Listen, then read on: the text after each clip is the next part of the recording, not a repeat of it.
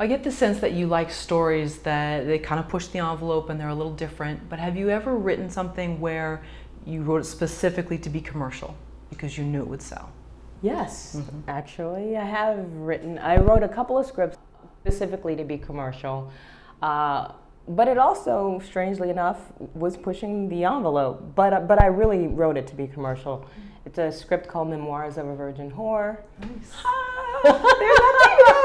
There's that theme again, yeah. And I wrote it because I thought that, I did think it was a great exploration of religion and sex and the idea of how religion impacts our sexuality and all this kind of stuff. So, but I thought it would be really, really commercial. And it's funny because at the time, it was a little too risque. It was commercial, like my manager loved it. He thought it was really commercial. And this is gonna sound so weird. It is the script that got me into the Disney Fellowship. Wow, okay. I was like, really, this script? But you know, Disney is like a big conglomerate of like Buena Vista Pictures and all. So it's not just Disney, that's just the name.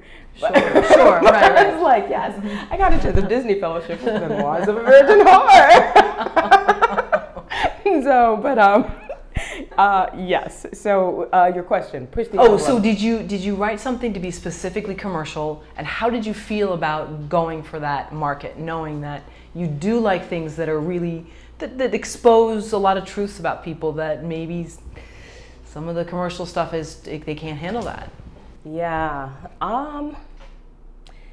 It was tough for me to write something that I thought was just commercial. When I was in the fellowship, I pitched an idea. I actually pitched 3 ideas. There were 2 that I really wanted to do. I should have just pitched the one that I really wanted to write. But I knew I had to pitch something commercial, so I pitched this idea that I did not want to write, but I knew was extremely commercial. And they went for it. And so that is the script that I wrote while I was in the Disney Fellowship for them. I've never shown it to anyone other than them. I had to show it to them. Right. And it's not like it's the worst script in the world, but I'm very, very critical, and I don't think it represents me, right? I don't think it represents what I'm about, my voice, nothing. It was very, very commercial, and I was just like, yeah, I can't. My manager was like, this is a great idea, it's so commercial, please show me that script. And I was like, no, you'll never see it. I was like, I'm sorry, I can't have no. No. So if you're critical of something that you've done, can you go back and change it? Or once you know this is not what I want, you walk away? Well, I can go back and I actually gave that concept, that script idea to someone else and said, you can put your name on it, so you can tweak it, but you've got to make it better than just the commercial crap that it is right now. And if you do that, then we can go out with it. Otherwise, I just can't. It's just, I need more. I needed to be saying more, I needed to be doing more. So without getting into too many of the details about why, what was it about the story or the character that you didn't like? Or was that not? I created a very stereotypical commercial script. Essentially, it was like Robin Hood in the hood. Okay. I was just like, this is terrible. This is so bad. But it was super commercial. At the time, it was the kind of movies that probably they would make or whatever. And I was like, but I don't want them to make it. I don't want them to make it. It's terrible. It's awful. I don't want them to make it. So there was no truth in it. You just felt it was all stereotype. It was all what people wanted to see. There might have been some little shade, because it's, you know, it's Robin Hood, so it's whatever that is. But yeah, I did not feel that it was authentic.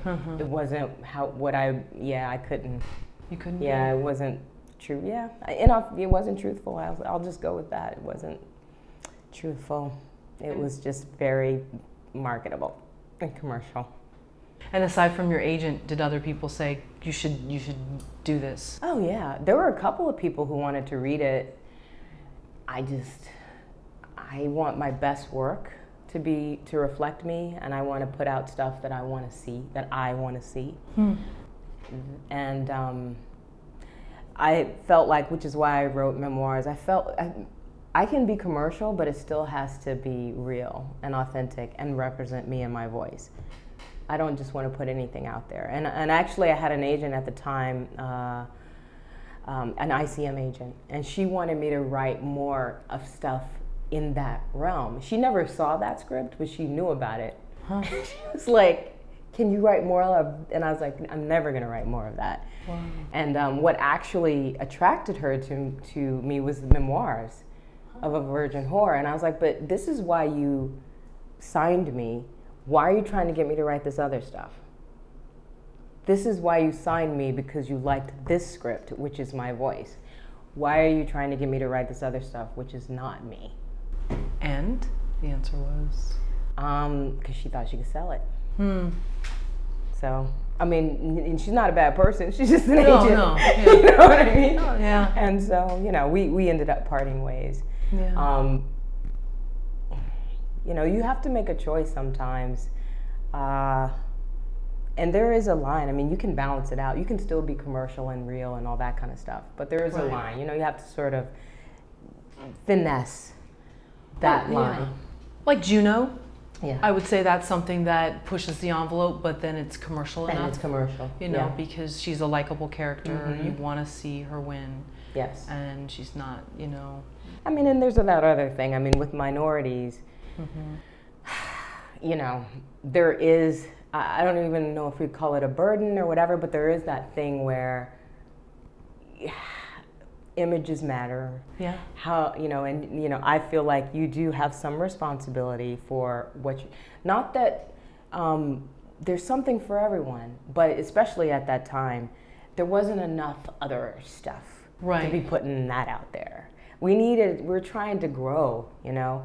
I mean, everyone has stereotypes, you know, white people from Indiana have stereotypes, you know. And LA. Right, LA has, it's like, it's not like they don't exist and we can't put them on film, but I think when you're a person of color or even a woman, you know, to a certain degree, there's a balance that really has to be struck until there's enough of the other stuff out there.